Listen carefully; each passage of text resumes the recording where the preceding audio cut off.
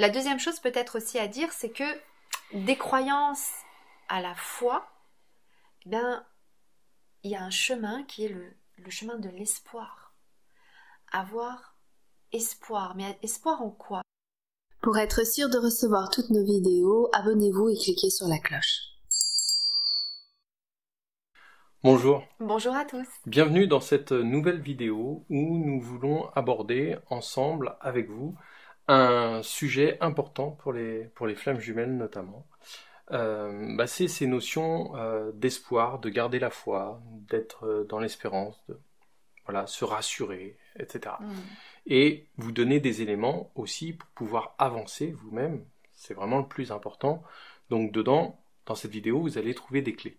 Mais avant ça, on voulait revenir sur ce qui a provoqué cette vidéo un petit peu.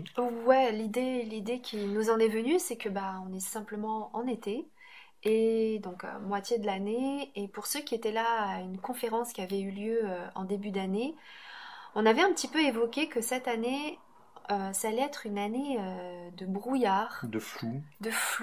de pas trop savoir où on va. De perte de repères. Perte de repères. Allez voir la vidéo du début d'année qui s'appelait nos prévisions, je crois. Oui, nos prévisions pour l'année. Mais c'était surtout dans la conférence qu'on en avait parlé. Et on avait évoqué que dans ce brouillard, eh bien, il y a ceux qui allaient pouvoir traverser ce brouillard en ayant une petite lanterne. C'était un peu l'image qui était évoquée.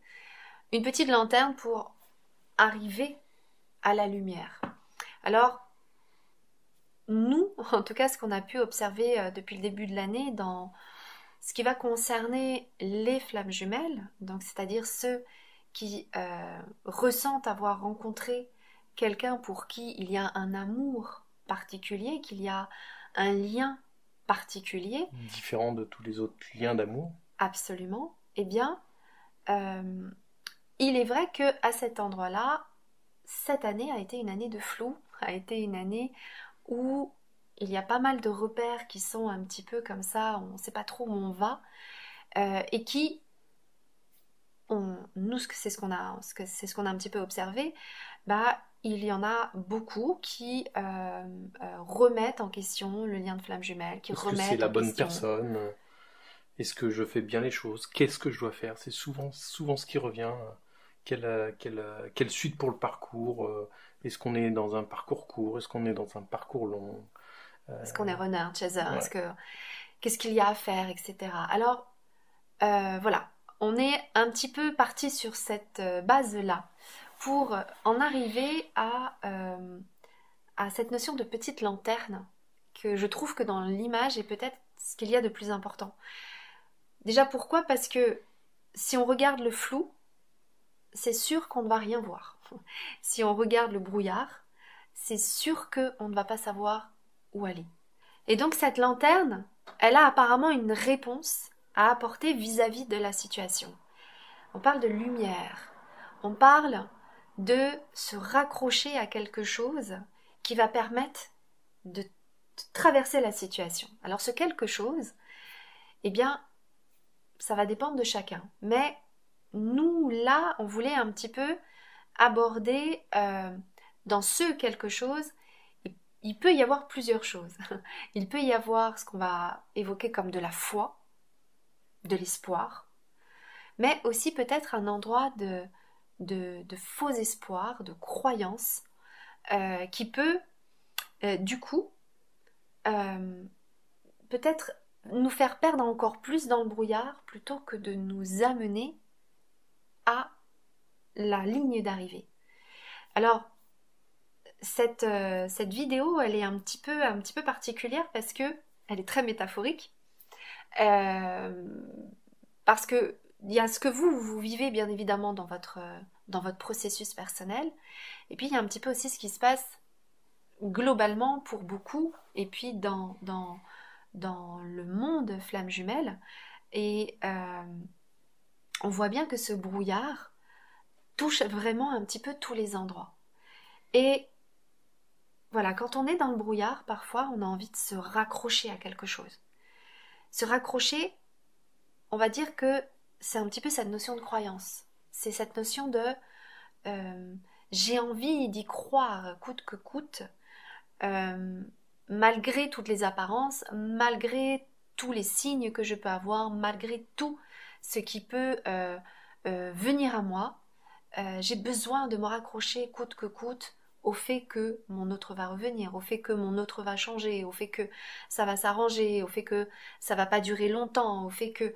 Et là, on rentre dans le monde des croyances. Après, ce que tu décris là, c'est quelque chose d'inconscient. C'est Oui, pas, c'est oui, pas un choix de dire, bah tiens, je vais me raccrocher parce que j'aime une personne, donc je vais me raccrocher à des croyances pour espérer être avec lui un jour ou avec elle un jour. C'est pas ça que tu es en train de dire. non, Ce que tu es en train de dire, c'est que inconsciemment, on va essayer de se raccrocher contre soi-même, finalement, à des choses qui peuvent venir comme des informations, comme des points de repère, et puis essayer de s'accrocher à ça pour se donner un espèce d'espoir. exactement. Et, et c'est là où, première clé qui est peut-être importante, c'est que de se raccrocher à quelque chose, euh, ça empêche de se raccrocher surtout à soi-même et à avoir confiance en soi. Et c'est là qu'on commence à parler de dépendance. Parce que quand on se raccroche à quelque chose pour justifier une autre chose et pas par nécessité, pas naturellement, eh bien là, on tombe dans effectivement être dépendant de quelqu'un ou de quelque chose parce que ça va juste venir nous rassurer à un certain endroit. Et ce qu'on vous dit là, c'est qu'évidemment, vous pouvez vous raccrocher effectivement à votre autre, mais vous pouvez aussi vous raccrocher à des personnes qui viennent vous conseiller, ou à des thérapeutes, ou à des guidances, qui viennent quelque part vous baliser le terrain, donc c'est rassurant pour vous, mais c'est pas pour ça que forcément ça va pas être quelque chose qui au contraire vous trouble les choses. Nous, ce qu'on entend beaucoup dire, c'est que les personnes qui sont dans le milieu de flammes jumelles depuis très longtemps, qui ont vu beaucoup de vidéos, qui ont vu beaucoup de thérapeutes, et ben au final ils se retrouvent un petit peu perdus. Et c'est aussi ce qu'on essaie de vous dire là, c'est qu'il faut faire attention.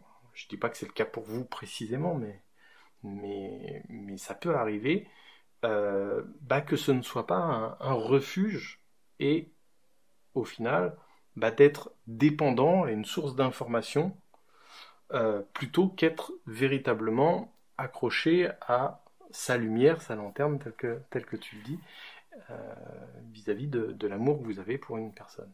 Exactement, parce que cette lumière, cette lanterne, c'est quelque part sa propre lumière en fait, qui nous guide et qui nous porte.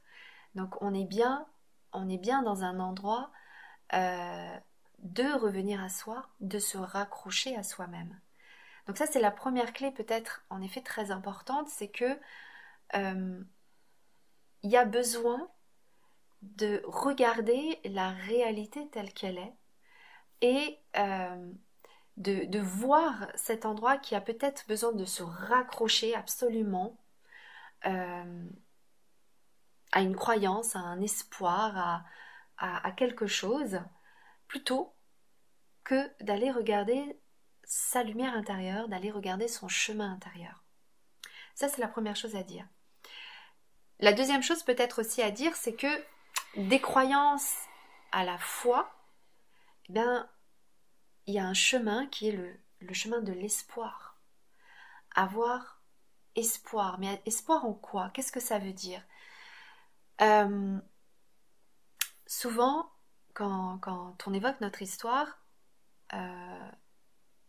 qui a donc, voilà, je le rappelle un petit peu, duré 25 ans, il y a eu 25 ans d'absence, de séparation. De séparation. Toi, tu me dis souvent que pour toi, c'était une évidence que c'était moi, que j'étais la personne la plus importante pour toi. Oui, en fait, pour aller dans ce que tu es en train de dire et pour être plus en détail pour les personnes qui écoutent, c'est justement là où il y a une différence entre une histoire de croyance et une histoire de foi. C'est-à-dire que je savais au fond de moi que c'était la personne la plus importante pour moi, mais dessus se nichaient des croyances à dire mais au final c'est peut-être moi qui me fais des idées, euh, peut-être que, enfin voilà, les doutes, en fait les doutes ramènent des croyances et puis on essaye de consolider sa foi qui elle est intacte, puisque de toute façon c'est au fond de soi et très certainement, d'ailleurs dites-le nous en commentaire, mais très certainement que vous aussi vous avez au fond de vous cette foi pour une personne.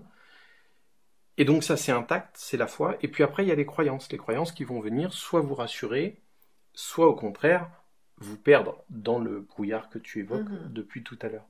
Donc ce qu'est en train de vous dire Elisabeth, et qui est effectivement extrêmement important, c'est de vous raccrocher à cette foi, à cette initiale, et pas quelque chose qui a été créé après, parce qu'on a entendu parler du parcours flamme jumelle et puis que ça colle à notre histoire, donc on va rentrer et se dire bon bah je suis flamme jumelle, donc ça doit se passer comme ça, il doit y avoir telles étapes, si je fais ça, j'obtiendrai ça. Tout ça, ça ne fonctionne pas, ça n'est pas vrai et ça n'est pas ce n'est pas de la foi, c'est de la croyance. La croyance, elle est au fond de vous. Et nous, ce qu'on essaie de vous expliquer, c'est qu'il est hyper important de se raccrocher à cette foi et se détacher au maximum des croyances. Alors exactement, parce que la foi, vous voyez, elle vient parler d'évidence. Elle vient parler de quelque chose qu'on sait profondément au fond de soi. Et où il n'y a pas besoin de validation d'autres, il n'y a pas besoin de l'alimenter. Il peut y avoir besoin de le valider, mais à cet endroit-là, j'en reviens à la première clé qui a été dite, c'est la confiance en soi. Bien souvent, on a besoin de faire valider les choses parce que on n'a pas forcément confiance en soi. C'est tout à fait compréhensible dans l'idée que oui, bien sûr, ça peut paraître tellement surprenant ce qu'on peut ressentir pour quelqu'un que oui, même si au fond de soi il y a quelque chose qui se fortifie, d'un autre côté, c'est tellement pas habituel qu'on a besoin quand même d'avoir quelques réponses, quelques précisions, quelques validations. Là oui. Mais en même temps, là ce qu'on voudrait vraiment mettre en avant, c'est que pour traverser cette zone, qu'on peut aussi appeler des zones de turbulence, c'est vraiment une épreuve de foi. C'est vraiment une épreuve... De savoir reconnaître votre foi, de la valider. Exactement. Et la reconnaître, c'est qu'est-ce que je ressens au fond de moi? Qu'est-ce qui est vrai? Est-ce que vraiment cette personne, je ressens quelque chose pour cette personne, est-ce qu'il y a de cette notion d'évidence? Est-ce qu'il y a vraiment cette notion d'unique? Est-ce qu'il y a vraiment cette notion de particularité, cette notion de quoi qu'on dise, de toute façon, c'est elle, c'est lui. Voilà, pour être mais oui, clair. Mais c'est là où on touche véritablement à quelque chose qui n'est pas choisi, qui est véritablement en soi depuis le départ. Et cette notion-là, elle est importante. Le fait de ne pas choisir, ça mériterait qu'on le précise davantage, mais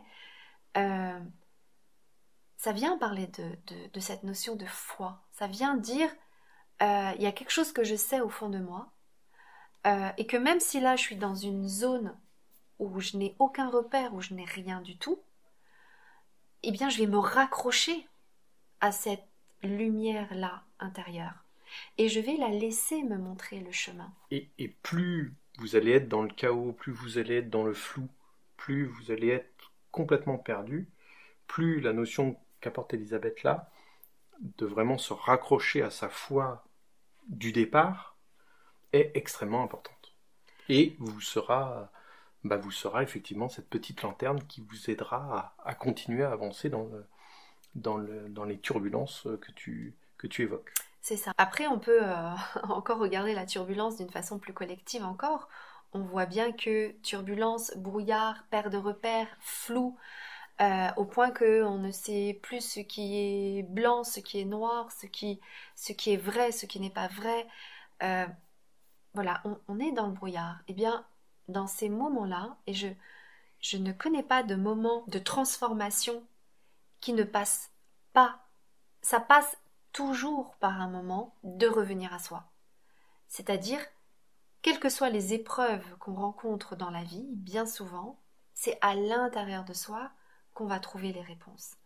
Et c'est ça que vient dire un petit peu cette notion de lanterne, cette lumière qui va permettre de guider dans ce brouillard dans lequel on est.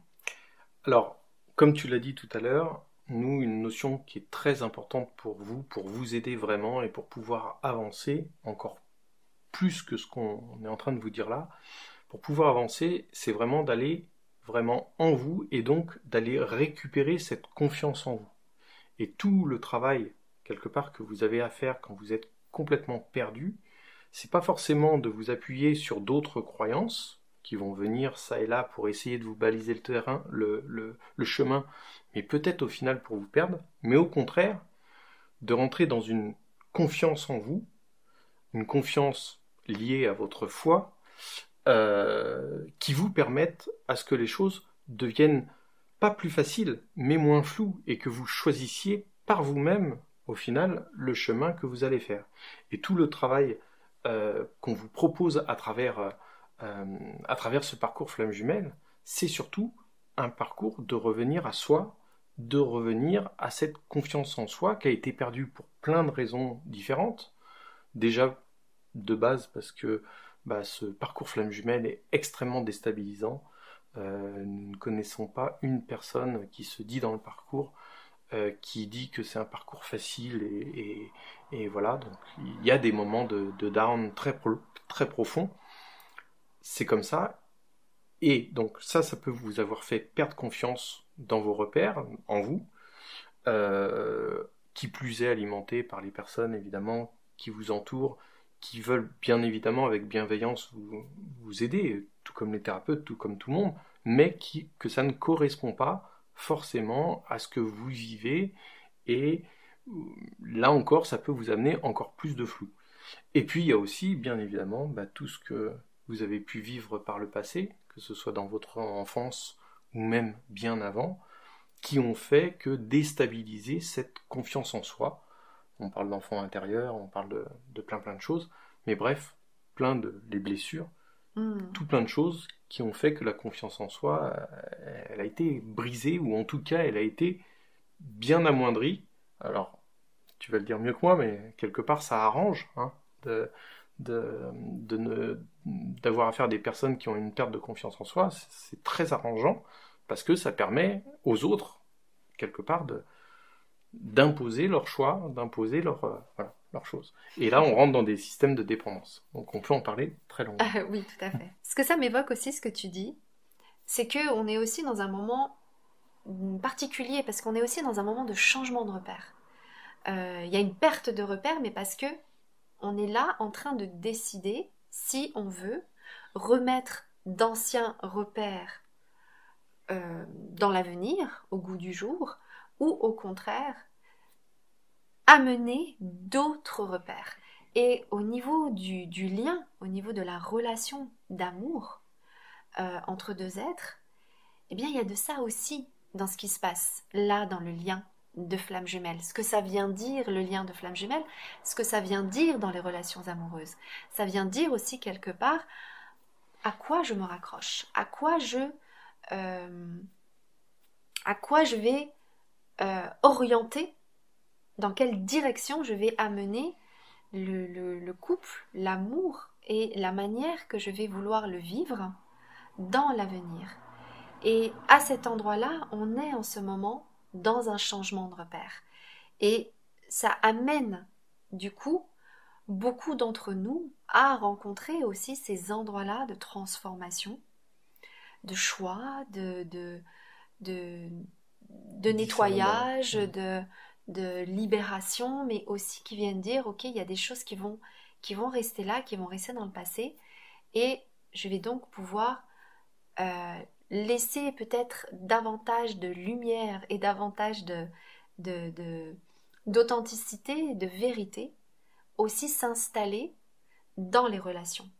Et ça vient dire ça aussi, ce qu'on est en train de vivre dans cette zone de brouillard. Alors, tout ça pour dire que si vous vous sentez un peu perdu en ce moment, si vous vous questionnez, si vous ne savez pas trop où aller, eh bien, peut-être profiter de cet été, peut-être profiter de moments d'intériorité, de revenir à vous, de vous demander qu'est-ce que l'amour pour vous, qu'est-ce que vous voulez vivre, qu'est-ce que vous ressentez au fond de vous. En quoi vous avez vraiment foi, c'est-à-dire ce qui est vraiment inscrit au fond de vous. D'identifier aussi ces endroits de non-confiance en vous et de trouver comment travailler cela. C'est-à-dire, une fois que vous avez compris d'où venait ce manque de confiance en soi, eh bien, c'est d'aller trouver les outils ou les personnes qui pourront vous aider à dépasser cela, parce que c'est limitant. Et quand on dit que c'est limitant, c'est aussi limitant dans le lien. Et apprenez à avoir confiance dans votre lien. Ça ne veut pas dire avaler des couleuvres, ça ne veut pas dire croire les uns ou les autres. C'est au contraire, comme on le dit dans toutes ces vidéos, c'est revenir au contraire à vous-même, à votre essence, à notre essence d'amour profonde. Voilà, c'est le message qu'on voulait vous passer aujourd'hui. Exactement. Donc, voilà, laissez-nous en commentaire comment ça vous parle. Est-ce que vous voyez là où vous en êtes actuellement? À bientôt, prenez soin de vous. Au revoir.